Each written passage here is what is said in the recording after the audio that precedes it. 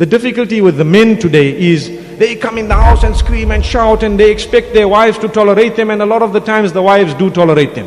But then there is a day or a few days of the month when the wife wants to scream and shout, and they don't tolerate anything. Nothing at all. So there is a give and take here. I don't mean one party gives and the other takes. I mean both must give and take. Another difficulty we are facing is sometimes we argue because of how we want our children to be brought up. A female will say, I want my daughter to dress like this, and the husband will say, not over my dead body. That's what happens. Now there's a huge argument and they are debating. The reality, we need to come to a compromise. Don't ever argue in the presence of your children, otherwise the respect is lost.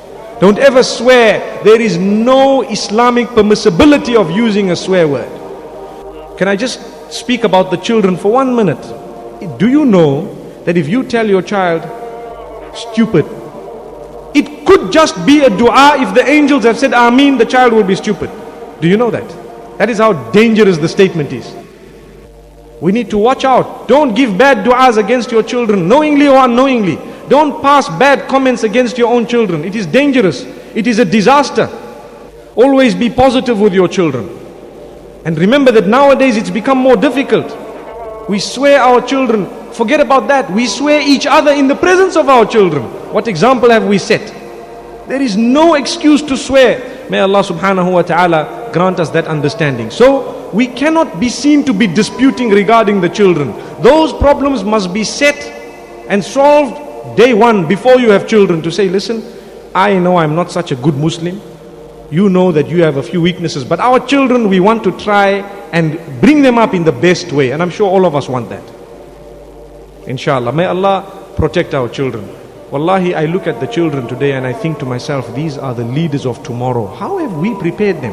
What answer are we going to give to Allah subhanahu wa ta'ala when He asks us about how we've prepared our children to take the flag of Islam and to set it up wherever we are? May Allah use our children also to serve this deen, and use us as well. Very important. So let us not argue. Sometimes we argue and the marriage breaks because of the dispute over the name of the child.